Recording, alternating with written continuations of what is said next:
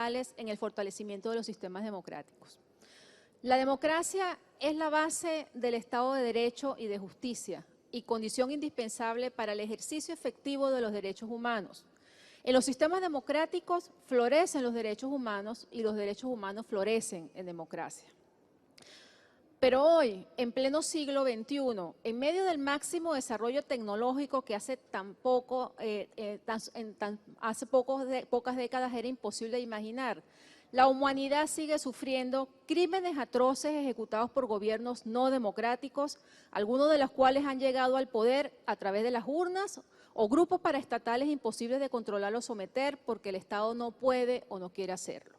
Millones de personas son diariamente víctimas de asesinatos, detenciones y torturas, crímenes sexuales, desaparición forzada y pueblos enteros son víctimas de exterminio.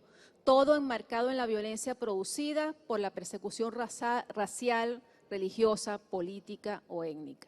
Las organizaciones regionales y universales parecieran no contar con los mecanismos necesarios y urgentes para asistir a los pueblos que están siendo víctimas de estos crímenes, en su mayoría motivados por la burocracia interna o múltiples discusiones y objeciones a dichos mecanismos, y el sistema internacional de justicia no avanza lo suficientemente rápido para evitar que más personas sigan siendo ejecutadas, encarceladas, torturadas o desaparecidas. Hoy tengo el privilegio de dirigir este panel. Y digo privilegio porque todos los que nos acompañan se han atrevido a ir más allá de lo convencional del derecho, más allá de lo convencional de las relaciones diplomáticas, más allá del status quo y la burocracia, de la crítica, de las objeciones, sin importarle el ataque personal para defender a la gente, para defender a los pueblos, para defender los derechos humanos de quienes sufren la ira de los tiranos y los dictadores, quienes han llegado al poder de forma no democrática o por las urnas y a quienes no les importa violentar el Estado de Derecho con tal de enquistarse en el poder. El gobierno del presidente Duque se atrevió a denunciar a la dictadura venezolana en la Corte Penal Internacional. Primero lo hizo como senador y luego como presidente, suscribiendo el informe de la Secretaría General de la OEA realizado en el 2018. Nos acompaña en este panel Marta Lucía Ramírez, vicepresidenta y canciller de Colombia, abogada, luchadora por los derechos de todos los colombianos, de las mujeres y de los millones de migrantes venezolanos que han atravesado o están en este país huyendo del horror y que todos los venezolanos agradecemos por habernos recibido como nos han recibido. Adelante, Marta Lucía, y bienvenida. Bueno, pues yo quiero decir que soy yo la que se siente privilegiada de estar en este panel de verdad con personas tan importantes, tan destacadas, y por esa razón quiero agradecer muy especialmente a Támara Suju, que además con todo su trabajo de tanto carácter, precisamente como directora del Instituto CASLA, el trabajo también como representante ante la Corte Penal Internacional todos los días es una motivación para seguir con valentía defendiendo el deber ser, los principios, los valores, la democracia, las libertades. Es un placer enorme también estar acá con Germán Terch, europarlamentario, vicepresidente también del grupo SRMP y de España presencial en ese Parlamento Europeo. Lo mismo también tener acá la oportunidad maravillosa de estar con Karen Longaric, exministra de Relaciones Exteriores de Bolivia, que nos está acompañando acá presencialmente. Muchas gracias, porque también ha sido una luchadora desde siempre. Santiago Cantón, que nos está acompañando también de Argentina Virtual. Y también quiero decir especialmente Luis Almagro, que yo creo que nos está oyendo, así sea desde su celular, porque él ha llegado muy cumplidamente. Lo que pasa es que está acompañando a su majestad el rey Felipe VI y al presidente a una obra, a la instalación de una obra de un puente acá muy cerca, y el tráfico los ha tenido demorados. Pero sí estoy totalmente convencida que este es un momento determinante para que continuemos en la defensa de la democracia. Ese sueño, esa idea que tiene ya más de 2000 años, pero que realmente en este siglo XXI tiene la gran oportunidad de convertirse en el factor que realmente tenga un antes y un después en la historia. Porque si bien es cierto, hoy estamos asistiendo con preocupación a la consolidación de regímenes autoritarios en distintos lugares del mundo, Si bien es cierto que nos preocupa enormemente lo que está sucediendo en varios países de América Latina, ya no solamente es Cuba, ya no solamente es Venezuela, es Nicaragua, son varios. De todas maneras, hay que decir, el siglo XXI ha sido también el de la consolidación de la democracia en esa idea que, repito, tiene ya más de 2000 años. Y yo sobre eso quisiera que me disculpen, pero voy a hacer una lectura de una frase muy importante de Amartya Sen, el Premio Nobel de Economía, quien realmente durante mucho tiempo también nos ha señalado la importancia de las instituciones. Y Amartya Sen dice: el ascenso de la democracia es el acontecimiento más importante que ha tenido la humanidad en el siglo XX-XXI, e inclusive hay que tener en cuenta, es una idea vieja, una idea de más de 2000 años. Y también dice él, a continuación, la democracia implica exigencias complejas que incluyen el voto, pero también el respeto hacia el resultado de las elecciones y, por supuesto, la protección de las libertades, el respeto de los derechos legales y la garantía de la libre expresión y distribución de información y crítica. La democracia es, pues, un sistema exigente, no es una simple condición mecánica la del gobierno de la mayoría. Yo acá quisiera decir, nos conformamos durante muchos años pensando que la democracia se consolidaba en el momento que había elecciones, pero hay que entender, la democracia supone un antes y un después. ¿Cómo es todo el proceso electoral? ¿Cómo se escogen los candidatos? ¿Qué tan democráticos son los partidos? ¿Qué tan transparente es todo el proceso de elecciones? Cuando se da la elección, claro, ¿qué tan democrática fue la elección? Pero lo más importante es el después. ¿Qué viene después? ¿Cómo hay un gobierno que realmente sea democrático, en el que se respete la libertad de poderes, en el que se gobierne de verdad para todos los ciudadanos, en donde los privilegios desaparezcan? Ese es el gran desafío que tenemos, porque lamentablemente lo que ha debilitado tanto la democracia en América Latina ha sido justamente esa incapacidad de lograr realmente estados que funcionen para garantizar los derechos de todos. Hemos tenido unos países excesivamente concentrados en el clientelismo, el manejo clientelista del Estado, los privilegios para esos pocos que están cercanos a las roscas del poder, y lamentablemente también muchas veces un manejo poco eficiente.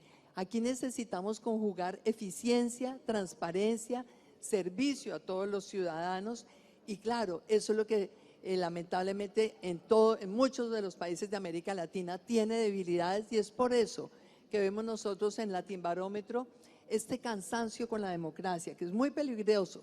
Llevamos más de 12 años viendo una caída año tras año de la confianza en la democracia. Solamente se estabilizó en el año 2020, es más, mejoró un punto. ¿Y por qué? Porque allí los ciudadanos se dieron cuenta otra vez la importancia del Estado, un Estado que protegiera, un Estado que a todos les diera la posibilidad de unas vacunas.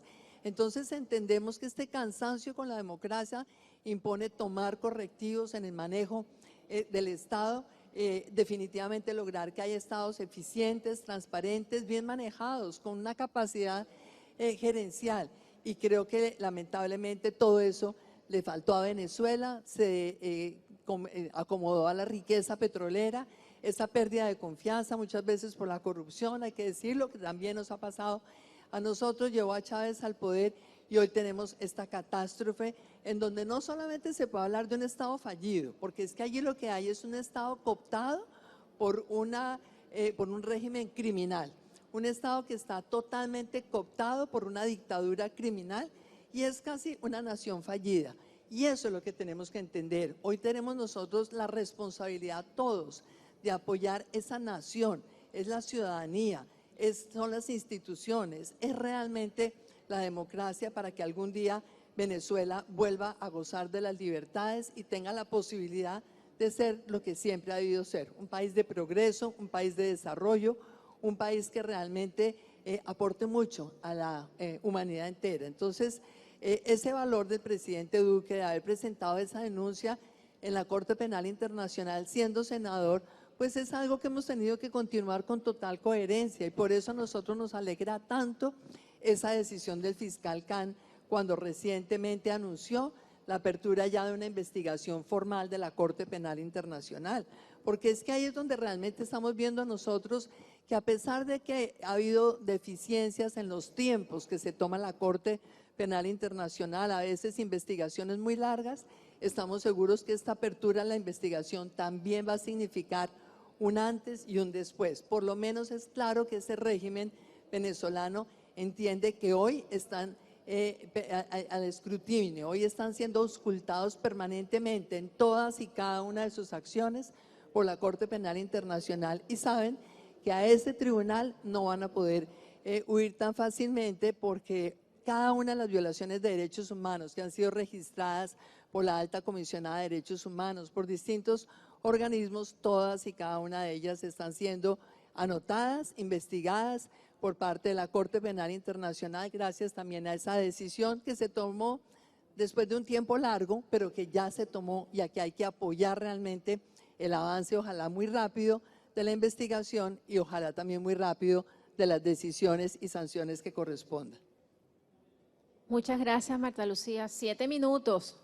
Gracias. Ahora, en el Parlamento Europeo, la denuncia constante sobre las violaciones de derechos humanos y crímenes que se cometen en los países no democráticos han sido constantes de su existencia. Grupos políticos han promovido sanciones y resoluciones contra países como Cuba, Nicaragua, Hungría, Venezuela, Bielorrusia, y se han pronunciado en apoyo a la justicia internacional que investiga a dictadores y han hecho llamamientos a esta para que actúe prontamente. Hoy nos acompaña el eurodiputado Germán Trej, conocido periodista, escritor y político español, quien nos hablará sobre la importancia que tiene este organismo regional en la denuncia de dichos crímenes y en la defensa de las víctimas. Adelante, Germán, bienvenido. Muchísimas gracias, Tamara, muchísimas gracias, vicepresidenta, señora Longarech. Es un honor estar aquí. También muchísimas gracias a los organizadores del Congreso Mundial de Juristas. Es tan necesario y en estos momentos que sea aquí en Colombia, realmente en el baluarte de la libertad que es Colombia en este continente. Es muy importante eso, lo que es la vigencia de la ley, el imperio de la ley, el Estado de Derecho, el respeto a la Constitución, todos esos principios fundamentales en la convivencia de las sociedades modernas, civilizadas que necesitamos y que tanto están siendo atacadas, porque estamos asistiendo a una ofensiva internacional contra esos principios, contra esas estructuras, una ofensiva contra las instituciones muy eficaz, en unos sitios violenta, en otros sitios menos violenta y mucho más dedicada a la falsificación de la historia, a la manipulación de la información, como se está produciendo. Pero es eso, es liquidar, desmantelar las instituciones para que la gente quede realmente en una situación de estar desarmados, inerme toda la sociedad frente a unas agresiones muy calculadas, que están muy bien dirigidas, en el sentido de que llevan 30 años ensayando en este continente, llevan 30 años ya moviéndose en unas estructuras que son criminales, que es un movimiento internacional, una multinacional, que es un movimiento comunista, totalitario y al mismo tiempo una organización criminal, una inmensa organización criminal que actúa como tal, transnacional y con todas buenas. Aquí doy la bienvenida al secretario general de la OEA, señor Almagro. Encantado.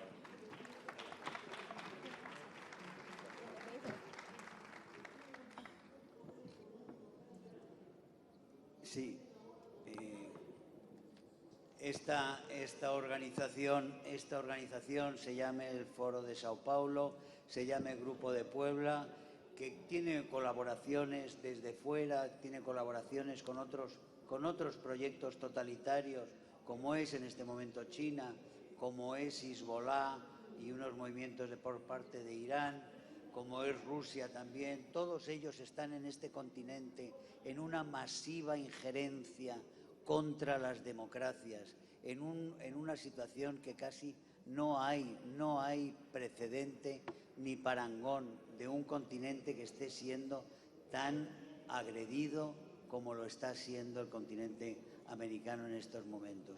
Cierto, la injerencia en Venezuela la inicia Cuba, es Cuba quien convierte Venezuela en lo que es hoy, con Chávez en ese proceso, pero es el Foro de Sao Paulo, es Lula, el supuesto moderado, el que realmente genera con Fidel Castro esa maquinaria para que un organismo supranacional coordine la penetración de las democracias, la debilitación de las instituciones y al final el asalto, violento o no, por elecciones, todas ellas modificadas con dinero masivo del narcotráfico y del crimen organizado, para modificar las opiniones, las conductas sociales y llevar así al triunfo de esos regímenes que están, como digo, absolutamente coordinados, que funcionan bien. Estamos viendo cómo Morales viaja en los aviones venezolanos para juntarse con Correa y juntos hablan con Zapatero y forman la siguiente operación para ver cómo el Chapare se mueve a favor de los nuevos cultivos que puedan en este momento fomentar en Perú, dado que ya les ha caído también una nueva presa. Esa es la situación que tenemos, y frente a eso solo podemos unirnos los demócratas, buscar realmente cauces de cooperación, cauces de información, que la información no ganen siempre ellos, que en los disturbios en Colombia, de repente en Asia o en Europa, no sea la versión de Petro y de Maduro la única que se escucha en los medios de comunicación de una forma inaudita, cómo está absolutamente tergiversado la prensa supuestamente seria, supuestamente democrática, y cómo tantos países democráticos de repente están apoyando opciones izquierdistas que están plenamente integrados en esa opción criminal, y cómo tenemos al señor Borrell, que lo tengo yo y lo veo en mi Parlamento Europeo y casi no me lo creo, cuando el señor Borrell es incapaz de decir que Cuba es una dictadura, y cuando su segundo de a bordo dice que la gente salió en Cuba a protestar por una escasez de una serie de artículos por culpa de las sanciones de Trump.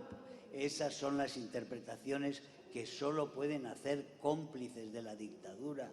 O cuando manda una misión ahora, una misión de observadores a Venezuela a una farsa de elecciones, cuando una misión técnica que había enviado previamente le había dicho que era un peligro grave para la reputación y la credibilidad de la Unión Europea que mandara esa misión de observadores a las elecciones de Venezuela, y sin embargo lo hizo.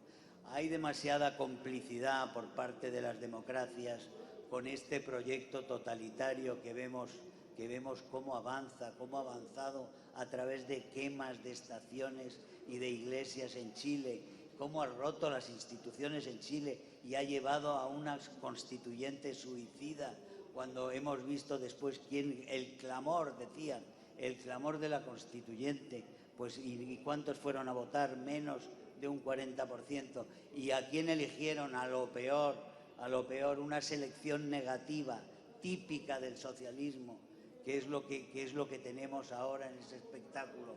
Veremos si se reconduce alguna, quiero decir. Necesitamos realmente reaccionar todas las democracias, necesitamos cauces de cooperación, de firmeza, de no caer realmente en ese apaciguamiento y en ese pensar que podemos arreglarnos con el crimen. El señor Zapatero es una pieza clave de todo ello. El señor Zapatero también es una clave para explicar la penetración del Foro de Sao Paulo en Europa. La penetración no solo en el gobierno de España, que también, sino la penetración en Europa, que es gravísimo y que pone también en peligro lo que son los procesos democráticos y la toma de decisiones dentro de la Unión Europea. Con esto termino. quiero decir, hay esperanza, sí, porque debemos reaccionar todos. Aquí, en Colombia, que siempre ha estado del lado bueno, que ha ganado en las peores circunstancias, que tiene al lado al vecino, que es el escarmiento absoluto de la debilidad, a dónde ha llevado a esa miseria al país más rico del continente, a dónde lo ha llevado a 7 millones que están por todo el mundo desperdigados, sufriendo, las familias separadas, la gente en esas circunstancias. Ahí está, Colombia puede ver qué pasa con Venezuela. No se hagan, no se les pase por la cabeza, no se les pase por la cabeza querer ser Venezuela también. Un saludo a todos y, como digo, ánimo frente a un enemigo común que tenemos todos, que es la tiranía y el crimen organizado. Muchas gracias. Muchas gracias, Germán. Nos acompaña el secretario general de la Organización de Estados Americanos, Luis Almagro, abogado que se atrevió a denunciar a la dictadura venezolana en la Corte Penal Internacional.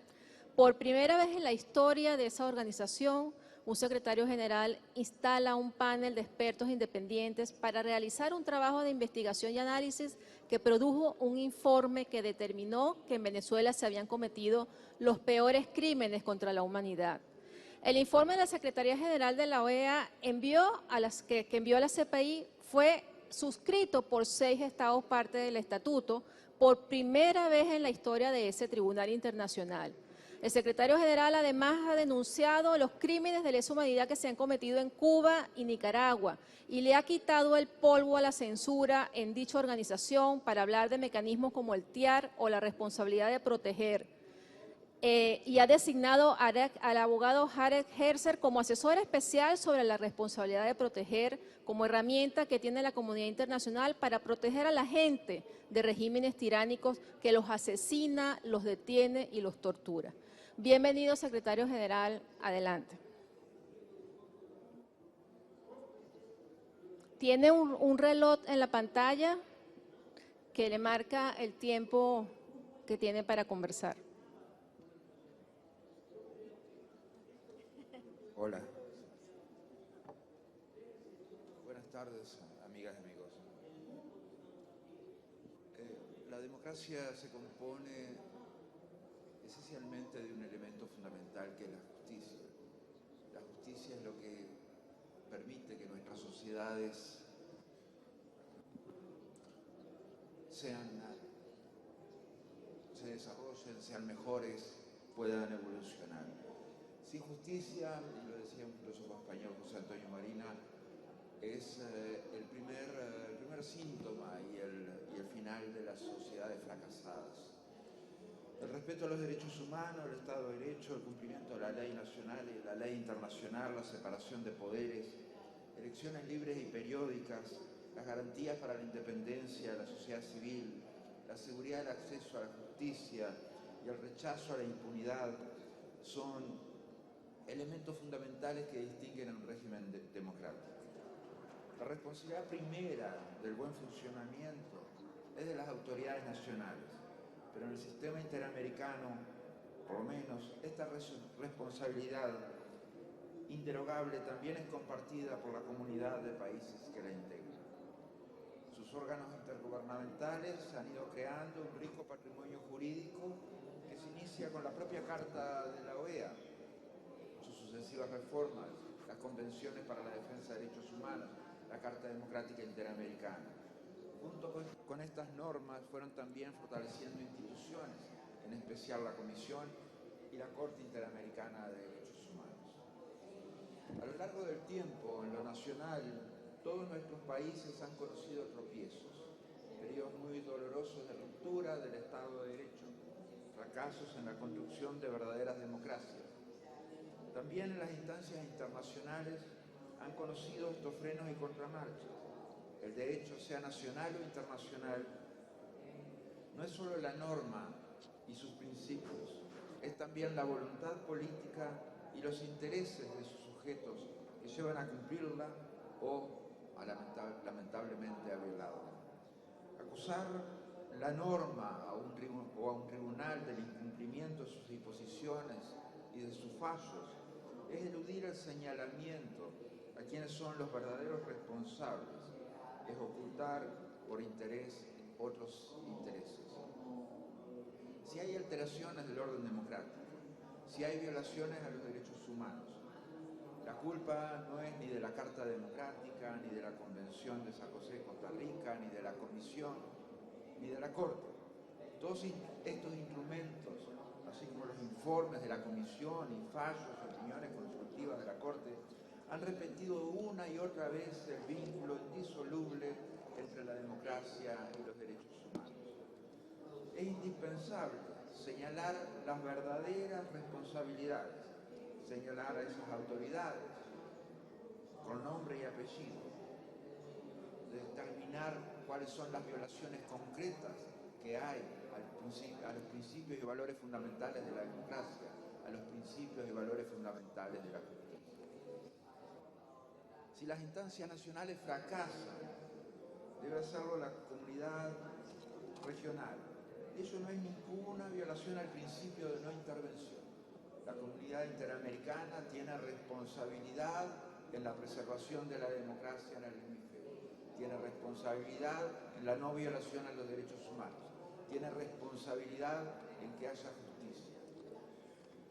Debe haber justicia porque no queremos un hemisferio con crímenes de lesa humanidad, queremos un hemisferio libre de crímenes de lesa humanidad, queremos un hemisferio no con impunidad, queremos un hemisferio libre de impunidad, de la impunidad de la corrupción, de la impunidad a las violaciones de derechos humanos.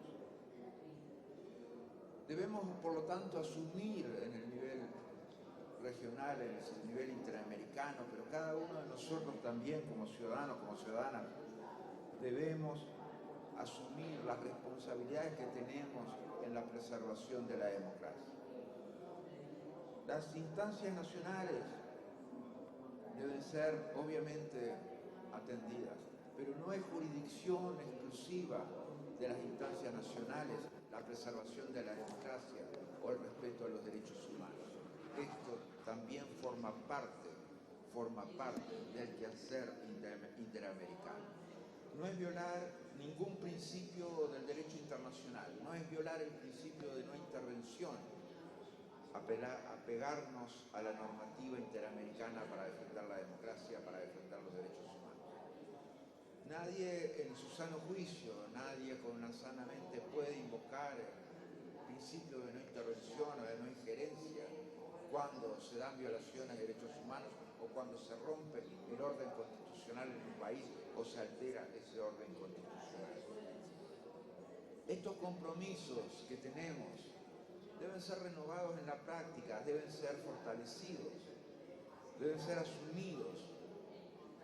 Lo esencial sería desde lo interno de cada país, como lo dice el artículo 1 de la Carta Democrática Interamericana, es cada país responsable, cada gobierno responsable de la promoción y respeto a la democracia.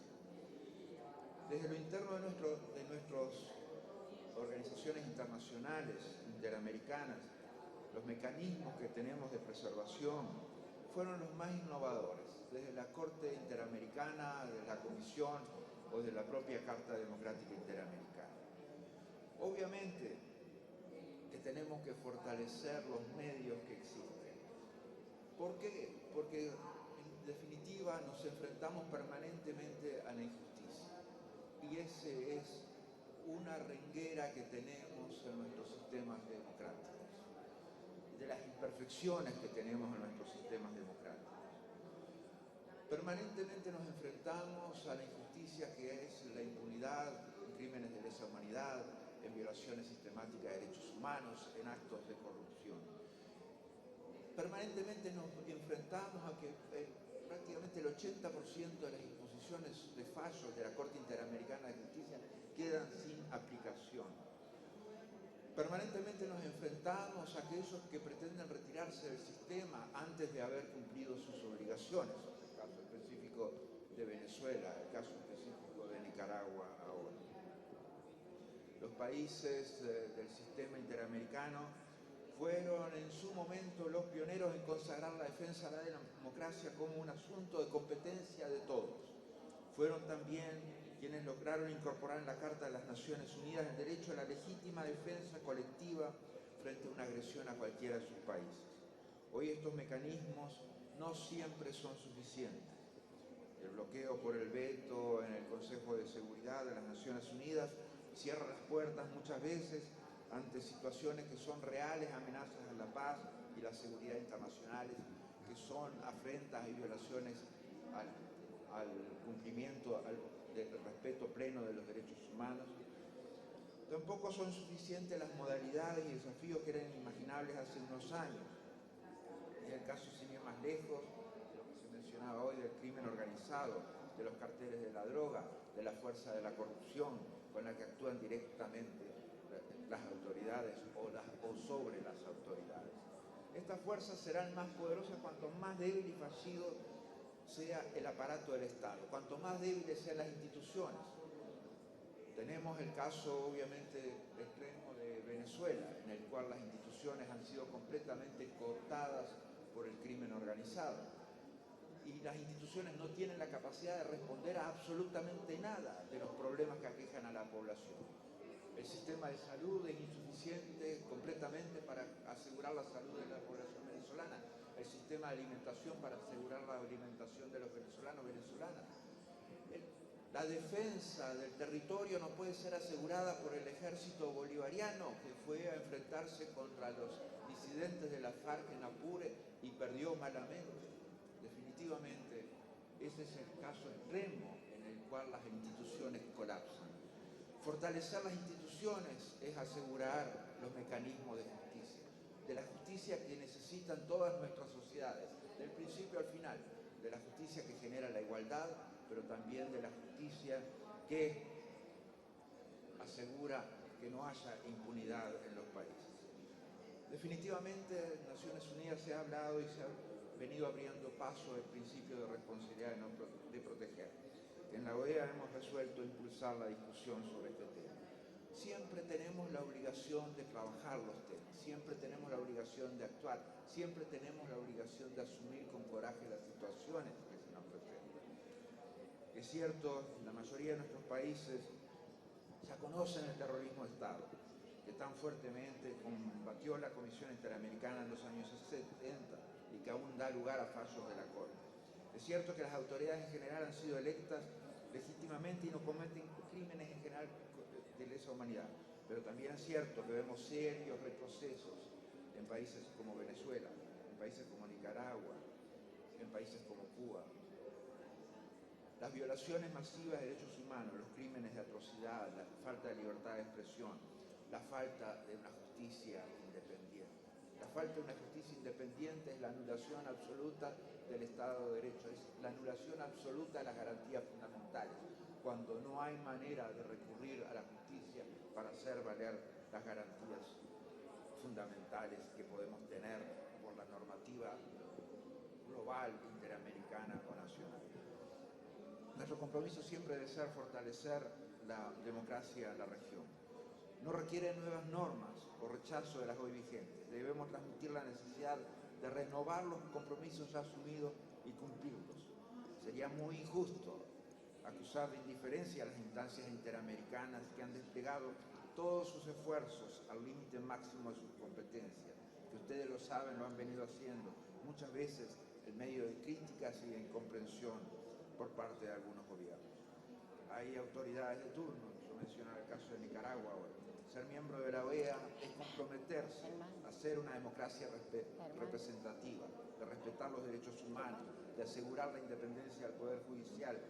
Retirarse de eso es un reconocimiento de que ni se quiere ser una democracia ni se respeta el derecho de nuestros compatriotas latinoamericanos.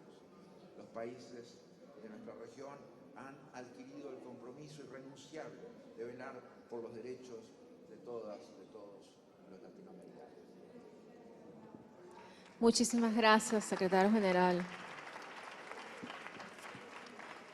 En el panel anterior tuvimos 9 víctimas de crímenes de lesa humanidad. Por lo menos 3 de ellas no tienen esperanza de acceder a la justicia. 3 de ellas no tienen en este momento ningún tipo de herramienta para esa justicia. Me hubiera gustado que estuvieran aquí escuchando este panel. Vamos ahora a escuchar a Santiago Cantón, abogado, el secretario ejecutivo de la Comisión Interamericana de Derechos Humanos, que además ha realizado múltiples trabajos para denunciar la vulneración de los derechos humanos en la región, como por ejemplo la misión independiente de derechos humanos que designó el secretario general de la OEA en marzo de este año en El Salvador, cuyo informe publicado en mayo ya alertaba al mundo sobre la captación de las instituciones y poderes del Estado por parte del primer mandatario de ese país. Adelante, Santiago, que nos acompaña vía online. Buenas tardes. Muchas gracias, Tamara, por la invitación y un saludo agradecimiento a la Asociación Mundial de Juristas. Y lamento no poder estar presente en Colombia. Y aprovecho también para saludar a la vicepresidenta y ministra Marta Lucía Ramírez y el agradecimiento, por más que no esté en persona, estoy virtualmente en Colombia. A ver, en primer lugar quiero hacer una referencia más específica al tema de derechos humanos y luego me referiré al panel de expertos que recién el secretario general hizo bastante referencia. Indudablemente el sistema interamericano de derechos humanos es uno de los más eficientes que hay. Yo siempre he planteado los avances que ha logrado la Comisión Interamericana y la Corte Interamericana a lo largo de las décadas en la región no tiene comparación con ningún otro sistema de protección de derechos humanos, incluyendo el europeo. Y gracias al sistema interamericano se han modificado constituciones en la región, se han derogado leyes que eran violatorias de la Convención Americana, se han aprobado leyes para cumplir con la Convención Americana de Derechos Humanos, se han hecho reparaciones simbólicas y económicas a numerosas víctimas de violaciones a los derechos humanos y constantemente, hoy mismo, por ejemplo, la Comisión Interamericana otorgó medidas cautelares para proteger a nicaragüenses que están siendo perseguidos. Eso lo viene haciendo la Comisión Interamericana desde la década del 80. O sea que realmente creo que es un orgullo para latinoamericanos el trabajo que hace el Sistema Interamericano de Derechos Humanos. La Declaración Americana de Derechos Humanos fue el primer documento internacional de la historia, fue anterior a la Declaración Universal en 1948, y aprovecho para contar una anécdota que posiblemente conozcan muchos de ustedes, pero el primer documento de derechos humanos traducido al español fue la Declaración Francesa del Hombre y del Ciudadano, que la tradujo al español Antonio Nariño en Colombia, y que eso le costó la cárcel, y cárcel inclusive un año en África. O sea que el trabajo en derechos humanos desde su nacimiento en la región no ha sido un trabajo sencillo. No ha sido sencillo por los temas que se hablaba antes, por los autoritarismos, ya sea de izquierda o de derecha, que ha vivido en nuestra región a lo largo de las décadas. Y acá hay algo importante que también hablaba el secretario general. Para mí es uno de los temas más importantes que tenemos que ver cómo resolver. ¿Qué pasó en 1948 cuando se aprueba la Declaración Universal y se aprueba la Declaración Americana de Derechos Humanos? ¿Cuál fue el cambio paradigmático de 1948? El cambio paradigmático fue que al muro de la soberanía, al muro de la no injerencia en asuntos internos, se le abrió una puerta a que los estados, como garantes colectivos, no solo tengan el derecho, sino la obligación de defender los derechos humanos en cualquier lugar del mundo. El otro día yo escuchaba la reunión del Consejo Permanente sobre Nicaragua, no me acuerdo si fue el lunes o el martes, donde varios países comenzaron hablando sobre su apoyo indiscutible a los derechos humanos e inmediatamente después hablaban de no injerencia en asuntos internos para no criticar lo que está pasando en Nicaragua, Venezuela, cualquier otro país. Eso es imposible. O uno está a favor de los derechos humanos y no puede plantear la no injerencia en asuntos internos, o nunca entendieron lo que son los derechos humanos. Y lo digo como el secretario ejecutivo de la Comisión Interamericana, donde me tocó los años que estuve en la comisión, vi mucho de los expedientes del pasado, de la época de la dictadura, y el tema planteado por todas las dictaduras de América Latina frente al sistema interamericano de derechos humanos fue el principio de soberanía y el de no injerencia en asuntos internos. Es hora que desde el derecho, y por eso aprovecho la plataforma que es la Asociación Mundial de Juristas, dejemos muy en claro que lo que se logró en 1948 fue precisamente no terminar con la soberanía y tampoco con la no injerencia, pero sí abrir una puerta en ese muro infranqueable para que los estados, de forma colectiva, puedan defender los derechos humanos. Entonces quería, en primer lugar, hacer esa referencia a Tamara porque me parece fundamental. Ahora quiero también hacer un agradecimiento muy especial, un reconocimiento muy especial al secretario general, a Luis Almagro, eh, por lo que hizo en relación al proceso en Venezuela. Y no fue algo que se puede tomar con simpleza. En un momento en que absolutamente nadie creía, en un momento en que se habían agotado todas las posibilidades de recurrir a mecanismos internacionales de protección de derechos en Venezuela, donde prácticamente la famosa frase que se usaba durante la época de las dictaduras, de decir son la última instancia, la última posibilidad, ya no existía en la región. Al secretario general se le ocurrió hacer un panel de expertos independientes, y tuve el honor de ser parte, junto con el ex miembro de la Corte Interamericana, Manuel Ventura, y ex canciller de Costa Rica, y junto a Irwin Cotler, ex ministro de Justicia de Canadá. Tuvimos el honor de ser miembro de ese panel, y un panel que realmente hace un quiebre entre cómo se manejaban los temas ante la Corte Penal Internacional antes y después de ese panel. Como bien dijo Tamara y como dijo el secretario general, ese panel, conjuntamente con un informe preparado por la Secretaría General de la OEA, fue presentado ante la Fiscalía de la Corte Penal Internacional.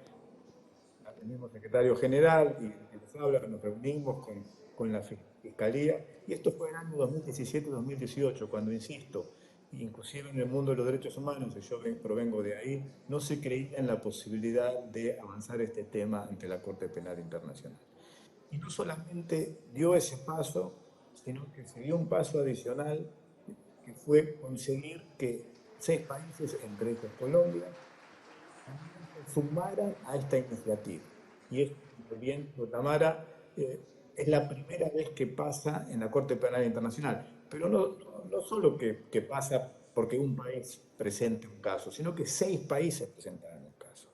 Y eso creo que ese cambio paradigmático que se hace gracias a la iniciativa del secretario general permitió que hace, calculo, un mes atrás, cuando la Fiscalía finalmente abrió la investigación. Para todos los que estuvimos trabajando en ese proceso, incluyendo al secretario general, fueron 4 largos años desde que esto empezó en el 2017, pero finalmente dio resultado. Se está comprobando que hay crímenes de lesa humanidad en Venezuela, y se está abriendo la posibilidad de que los responsables terminen presos en una cárcel en La Haya. Y yo creo que ese paso que se dio es fundamental y es mérito del secretario general, y quiero insistir en ese aspecto, porque no es común que la OEA haya dado ese paso, y a mí me tocó trabajar con anterioridad con otros secretarios generales, y creo que ese cambio es muy significativo. Para terminar, Tamara, celebro que la Asociación Mundial de Juristas esté realizando este panel. Es un momento de América Latina en donde la tercera ola democrática, una ola democrática que se inicia en 1979 con las elecciones en República Dominicana, que eligen a Guzmán como presidente, y que luego país tras país en toda la región fue recuperando la democracia. Pero hablamos de tercer ola democrática. ¿Qué quiere decir eso? Que las 2 anteriores tuvieron un final. Y cuando uno ve lo que está pasando en América Latina en los últimos años, la pregunta que viene inmediatamente es: ¿está llegando el final de la tercera ola democrática en América Latina? Y creo que tenemos que trabajar todo lo que queremos en la democracia, diariamente, para evitar que eso suceda. La, La batalla, para decirlo en términos bien crudos, no es entre izquierda y derecha, entre demócratas y no demócratas. Y ahí es donde tenemos que trabajar todos juntos, porque si perdemos la democracia, perdemos absolutamente todo lo que hemos logrado en este periodo extraordinario de más de 40 años de democracia para la gran mayoría de los países de América Latina. Colombia fue una excepción, cuando comienza la tercera ola democrática, Colombia ya era democracia, al igual que lamentablemente Venezuela, que luego la perdió claramente, pero tenemos que trabajar conjuntamente todos, del derecho, porque del derecho podemos transformar la realidad de los derechos humanos, es precisamente transformar la realidad para lograr un mundo mucho mejor, mucho más justo, donde las personas tengan dignidad. Así que nuevamente muchas gracias, Tamara, y muchas gracias a todos por prestar atención.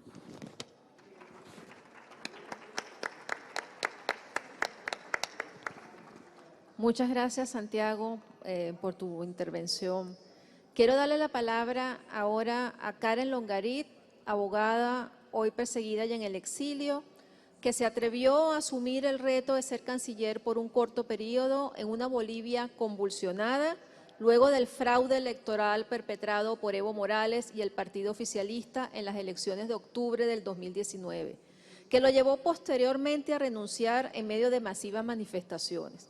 Karen dejaba atrás un trabajo privado, seguro y próspero para apostar por una verdadera democracia. Adelante, Karen. Gracias, Tamara. Agradezco mucho el haberme invitado a compartir este panel con personalidades tan importantes, pero más que importantes, tan sensibles con la democracia, con el Estado de Derecho y con el respeto a los derechos humanos en nuestros países. Un saludo muy cordial a la vicepresidenta Marta Ramírez, al secretario general de la OEA, a Germán Tersch, al señor Cantón y bueno, nuevamente gracias por invitarme a debatir un tema tan importante. El título de este panel obviamente es algo que preocupa a todos. Derechos humanos y justicia como pilares del fortalecimiento de un Estado de Derecho. Y bueno, desde mi perspectiva como profesora de Derecho Internacional, pienso que este es uno de los temas del panel. Es un tema de los más importantes en su análisis en el derecho internacional. Un tema de profundo análisis para el derecho internacional cuya base y cuyo origen está en un sistema de derechos democráticos e independientes. Y el término democráticos y soberanos nos permiten determinar cuál es el alcance de la soberanía de los estados. Estos estados soberanos que tienen facultades y tienen potestades, que tienen obligaciones y tienen responsabilidades. Estos estados soberanos que muchas veces invocan su soberanía sobre texto de otros temas. Y ese concepto de soberanía de carácter absoluto ya ha sido superado. Hoy los estados soberanos encuentran su límite precisamente en sus obligaciones respecto a sus ciudadanos y en sus responsabilidades internacionales del respeto a los derechos humanos. Ese es el límite. Derechos humanos que están definidos y que están regulados por las reglas del derecho internacional. Y en realidad ese viene a ser el concepto actual de lo que es Estado de Derecho. Y en ese análisis, otro de los temas importantes del panel, uno de los ejes más importantes del panel es el analizar la efectividad de los organismos internacionales en su protección a los derechos humanos en aquellos estados no democráticos. Y esos estados no democráticos o estados democráticos que han llegado al totalitarismo poco a poco, manipulan la justicia y manipulan y violan de manera sistemática los derechos humanos como un instrumento y el más importante para ellos en su política interna. Pero además instrumentan el concepto de soberanía y se amparan en el concepto de soberanía a nivel internacional y en el principio de no intervención para ocultarse del escrutinio internacional y para ocultar sus estructuras corruptas y abusivas que les permiten perpetuarse en el poder, aún a costa de violar aquellos principios fundamentales de respeto a los derechos humanos. Y eso es lo que ha ocurrido con países como Venezuela, como Nicaragua, y que hoy es la senda que está siguiendo Bolivia, lamentablemente. Estados que no cumplen sus obligaciones para con sus ciudadanos, que evaden su responsabilidad internacional y que buscan estar al margen de cualquier ordenamiento jurídico. Y en realidad está claro que estos países han ido trazando una estrategia de evasión y de debilitamiento del sistema interamericano de los derechos humanos. Lo ha hecho Venezuela, abandonando primero el Pacto de San José, luego saliéndose de la OEA. Nicaragua incumpliendo de manera sistemática todas las recomendaciones del sistema interamericano y hoy saliendo también de la OEA. Y también Bolivia lo ha hecho o ha pretendido hacerlo cuando un expresidente pretendió reelegirse por cuarta vez, violando su constitución y violando las normas interamericanas. Y lamentablemente, y debo decirlo con la mayor honestidad, ahí ante una actitud casi contemplativa de la Comisión Interamericana de Derechos Humanos. Y todo esto dañó profundamente la vida política de Bolivia. La dañó tanto que han pasado tantos años y Bolivia aún no encuentra su rumbo de paz, de justicia y de democracia. Y hace muy poco tiempo también los bolivianos, el pueblo boliviano ha recibido un revés muy fuerte a su democracia cuando la Comisión Interamericana de Derechos Humanos le ha negado las medidas cautelares a la expresidenta Yanine Áñez. Esto realmente ha sido una tremenda bofetada a la democracia boliviana y además ha sido un golpe muy duro hacia la credibilidad del sistema interamericano. Entonces todos estos temas tienen que preocuparnos mucho porque estamos viendo el debilitamiento paulatino de nuestro sistema interamericano y eso lo han programado, lo han orquestado, lo han gestado estos países que ya están al otro lado. Hablo de Venezuela y de Nicaragua. Entonces, ¿qué es lo que nos queda? Tratar de recuperar rápidamente al sistema interamericano. La Corte Interamericana de Derechos Humanos en reiterados fallos ha dicho que el objetivo y el fin de la Convención Americana sobre Derechos Humanos o Pacto de San José de Costa Rica es primero el respeto a los derechos de los hombres, a los derechos humanos, y luego es la protección de la democracia.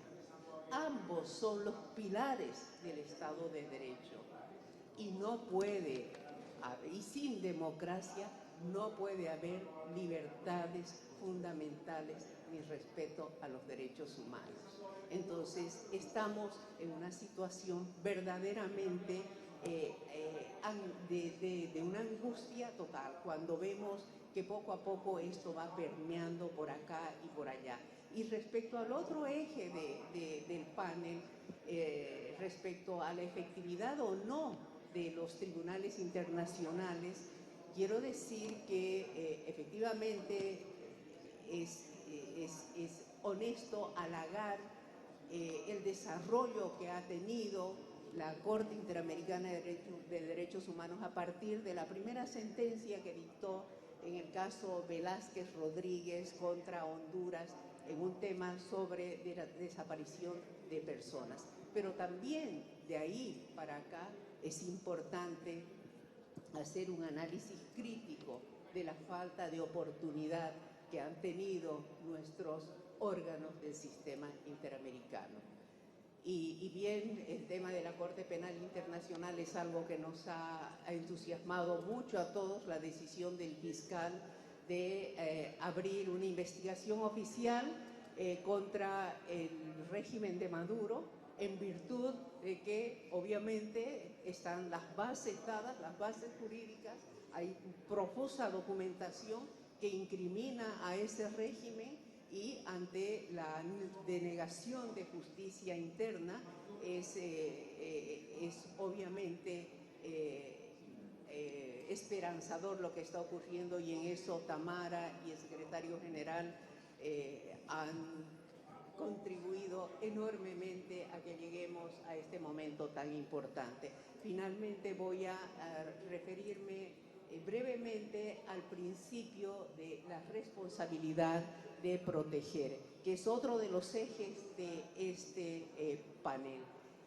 Quiero decir que a partir de la aprobación de la resolución del año 2005 y de la aprobación de la Asamblea General, ¿no?, del principio de la responsabilidad de proteger, esto ha sido un hito en el derecho internacional, un hito verdaderamente que hay estudiosos del derecho internacional, me plego a ellos, que se animan a decir que no ha habido nada más importante de esto después de la paz de Westfalia. ¿Por qué? ¿Por qué? Porque viene este principio de la obligación de proteger, viene a ser un paraguas que permite, ¿no?, permite no poner en cuestión, pero permite cuestionar el principio de no injerencia en los asuntos internos de otros estados. ¿Por qué? Porque los estados tienen la obligación de tomar injerencia cuando se trata de violación a los derechos humanos. Los estados están obligados de inmiscuirse en esas violaciones flagrantes de los derechos humanos cuando ocurren delitos de lesa humanidad. Y no solamente la comunidad internacional, los estados, sino también los organismos internacionales. Creo que el derecho internacional ha dado un paso muy grande, un paso esperanzador, porque de algo, para nosotros, para los internacionalistas, algo está muy claro. Los derechos del hombre, los derechos del individuo se anteponen a los derechos de los mismos estados. Gracias. Muchas gracias, Karen, por tus palabras, totalmente compartidas, la verdad. Como venezolana y como defensora de derechos humanos de víctimas, después del panel anterior donde estuviste, totalmente compartido. Es la hora de responderle a las víctimas. Quiero presentar por último y no menos importante, por su valentía y determinación, al abogado Mikhail Kirillov de Bielorrusia, perseguido en su país, por quien desde el exilio continuó buscando mecanismos para luchar por que haya justicia, se liberen a los más de 650 presos políticos y pueda retornar la democracia. Adelante, Mikhail.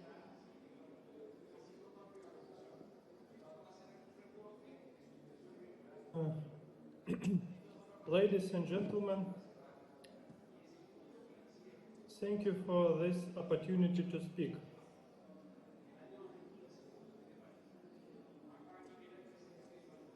The topic is Lukashenko, supported by Putin, is disrupting the system of international law.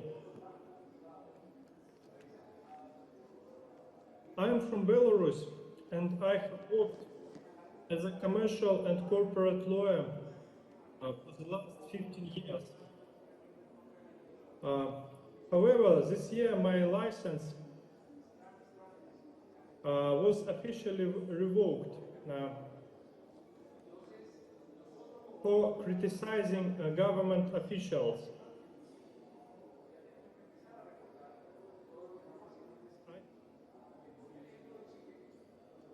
To be arrested for the informing the media of Belarus the fact of tortures of my clients.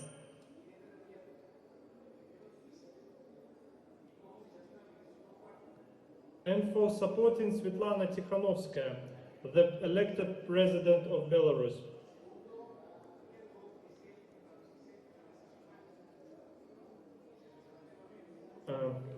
That's why today I am talking about how international law works in situations like Belarus.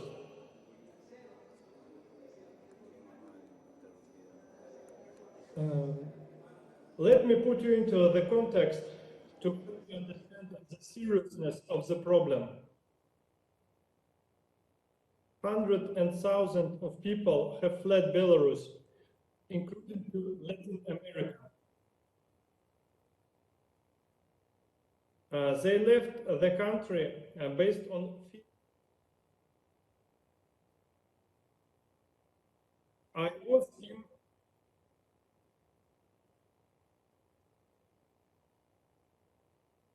was in Belarus KGB prison as a lawyer.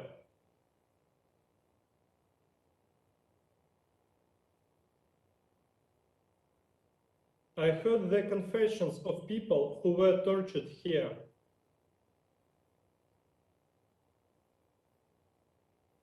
It's not a place similar to that most of you have seen.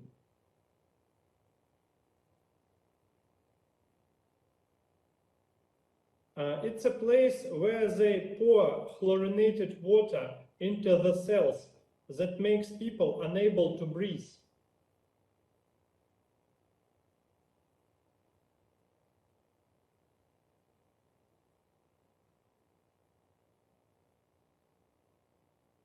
They spray tear gas into the cells.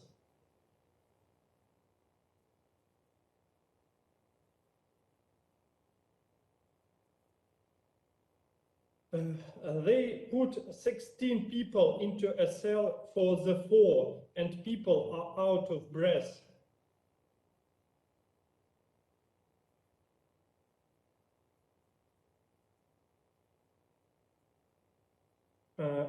In winter, when it's -°C,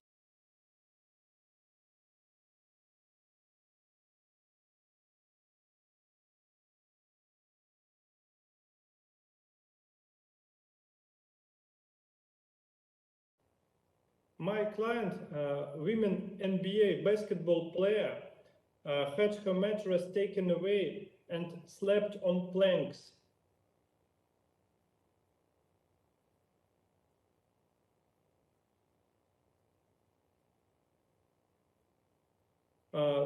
Within 15 days, she got a back injury.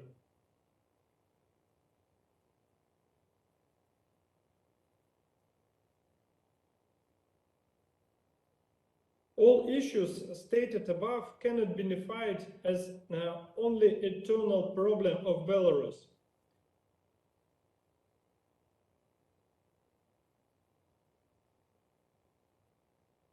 Now it's a problem for the whole region of the Eastern Europe.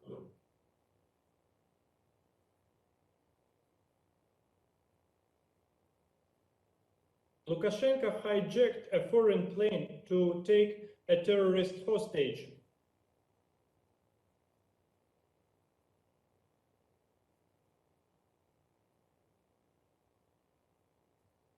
Lukashenko brought thousands of migrants into my country to attack Polish border guards.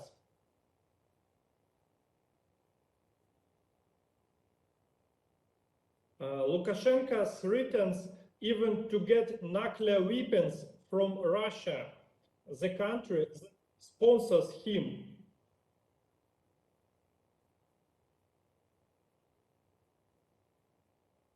And Putin does not refute his statements.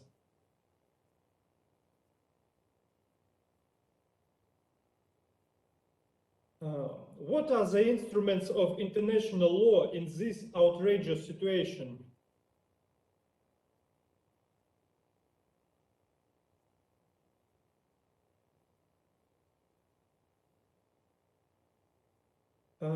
At first, universal jurisdiction. The overwhelming majority of countries have signed the Convention Against Tortures.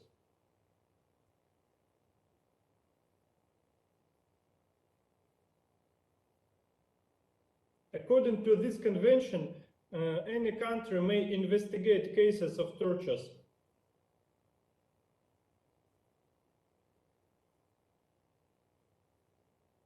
Neither the jurisdiction where torture is carried out nor the nationality of the perpetrator or the victim can become an obstacle for investigation.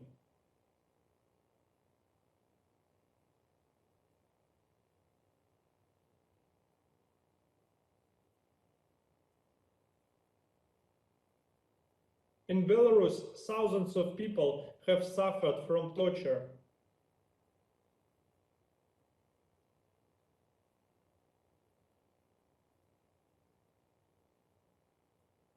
And they are still suffering right now as we speak.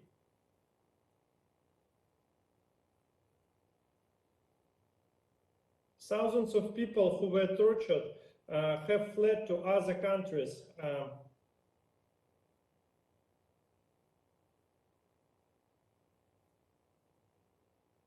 As a lawyer, I have seen dozens of such cases.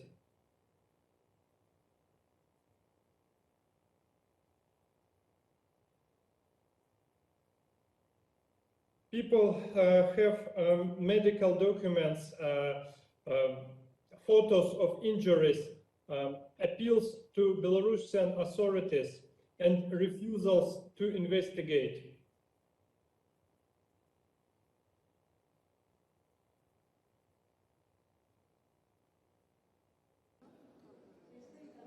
Sí.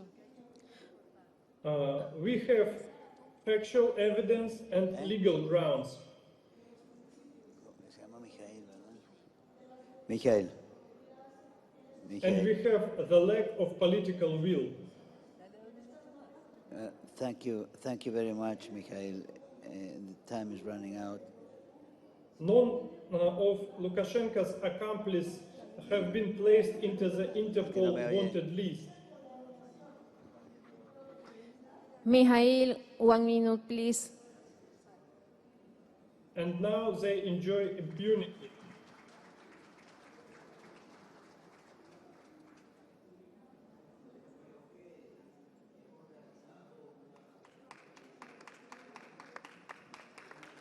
Gracias, gracias, Mijail. Bueno, para finalizar este panel, porque ya nos pasamos de la hora, yo quería preguntarle a cualquiera de ustedes, de los que están presentes, ¿qué mensaje de esperanza le mandan a personas como Mijail, como las víctimas de Nicaragua, las víctimas de Cuba, de Turkmenistán y de dictaduras que no tienen acceso a cortes internacionales como la Corte Penal y que pareciera que no se puede avanzar más para que ellos tengan justicia y para que se liberen a los presos políticos, porque mientras más se hace, ellos más se cierran. Son dictaduras que van cerrando todas las puertas a la justicia y al deseo que vuelvan a la democracia. Marta Lucía, adelante.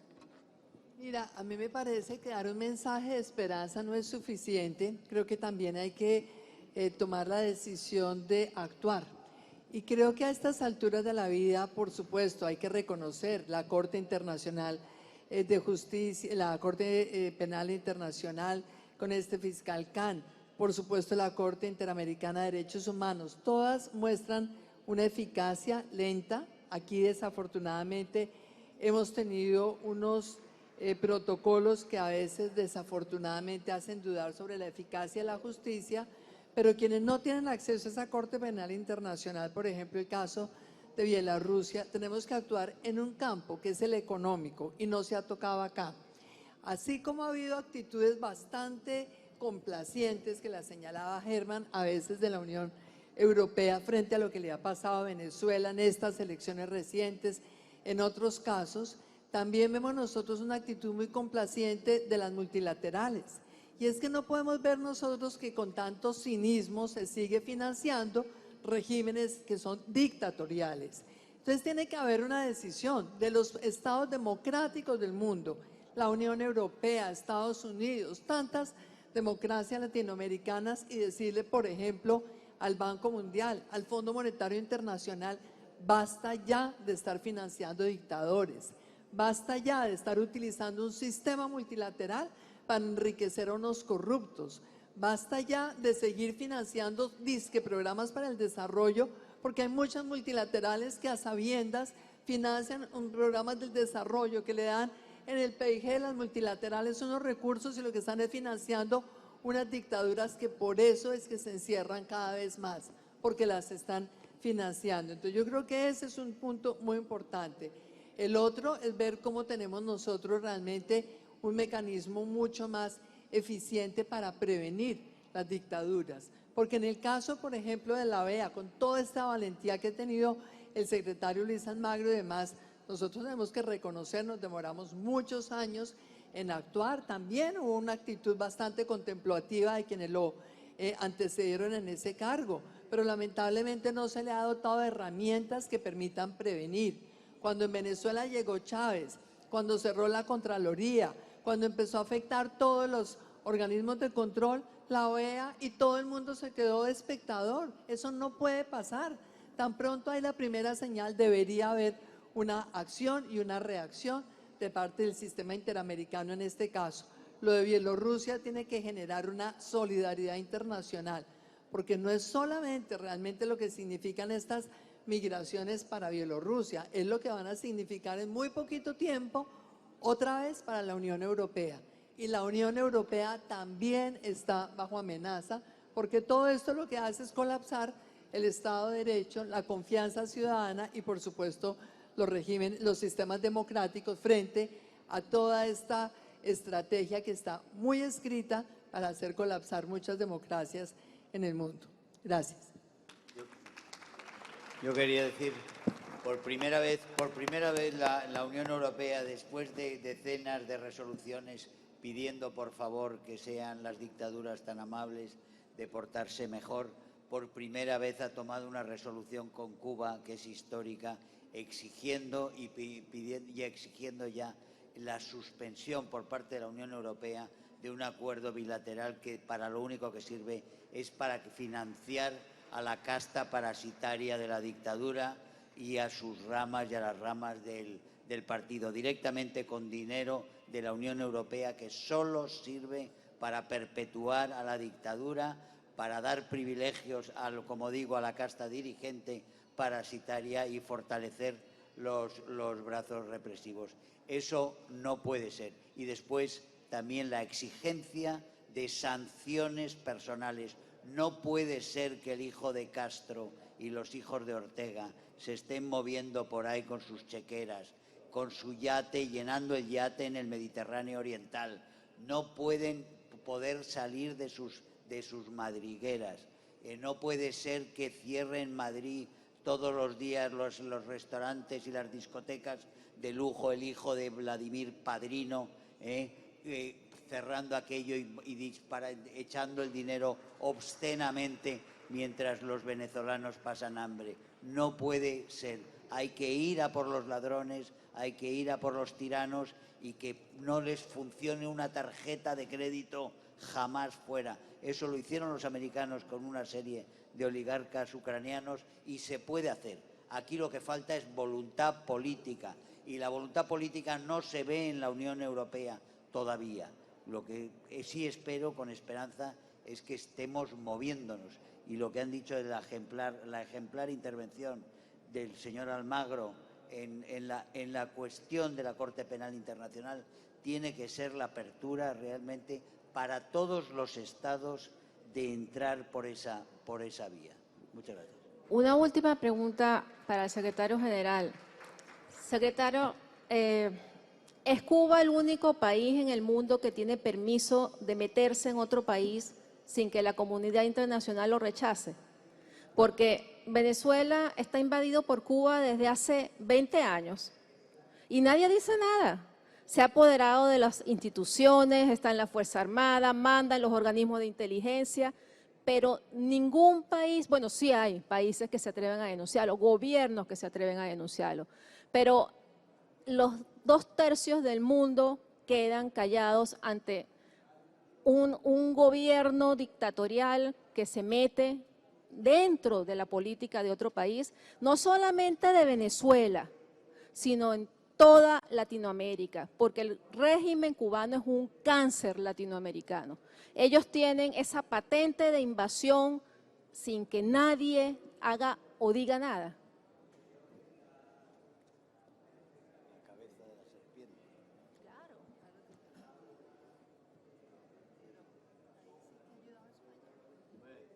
Tamara, empiezo por la primera pregunta. Y todos son procesos de acumulación política. Y sin proceso de acumulación política no se llega al punto de ir con un informe a la Corte Penal Internacional, con una denuncia para que finalmente, obviamente, en términos jurídicos y legales se abra la investigación. Estos procesos de acumulación política son fundamentales para mover hacia adelante la justicia, moviendo principios y valores fundamentales de la política, moviendo principios y valores fundamentales de la justicia. Siempre que se ha querido hacer justicia en este mundo, se ha hecho justicia en este mundo. Aunque se hayan tenido que crear tribunales especiales para hacer justicia, se han creado esos tribunales especiales para hacer justicia en esos casos. El tema es que a veces nos olvidamos que el proceso de acumulación política es un proceso largo, complejo, engorroso y en el cual obviamente también hay que tener muy fuertes argumentos y muy fuertes argumentos técnicos y jurídicos. Creo que en el caso cubano va a haber justicia en algún momento, en Bielorrusia va a haber justicia también en algún momento. Vamos a llegar a ese punto, o sea, las violaciones sistemáticas de derechos humanos cubanos han sido más allá de Latinoamérica. En Latinoamérica durante décadas exportó desestabilización a través de movimientos guerrilleros. Después, obviamente, las dinámicas por las cuales influye o trata de desestabilizar son otras. Pero también las acciones de Cuba son recordadas por estas violaciones sistemáticas en África y en Asia, o sea, no es algo lejano. Entonces, pero también tuvo su tiempo de que tuvo que retirarse y tuvo que meterse en su madriguera, digamos. Yo digo siempre revolucionaria entre comillas, porque para mí una revolución es algo que le deja más derechos a la gente. ¿No? Las revoluciones no pueden dejar menos derechos a la gente, ¿no? Y una revolución como la cubana, que vemos que la gente tiene problemas ya no de hacer valer derechos económicos, sociales, básicos, pero también tiene el problema de hacer valer, ni que hablar, sus derechos civiles y políticos. Son fundamentalmente un régimen fallido, ese es el principal problema. Y con una lógica obviamente de trabajar y de enemizar permanentemente al adversario político. Entonces, Sí queda trabajo por delante, es un trabajo de acumulación política, es un trabajo real, es un trabajo argumentativo, es un trabajo jurídico, un trabajo de principios y valores fundamentales. Y se va a llegar al momento ese, en el cual las cubanas, los cubanos van a tener justicia y van a lograr su libertad. Bueno, muchísimas gracias. Me gustaría darle un aplauso a todos los que están sentados aquí. Todos son, como yo les decía, más que abogados y periodistas, más que políticos, activistas y defensores de derechos humanos. Muchas gracias a todos por estar aquí.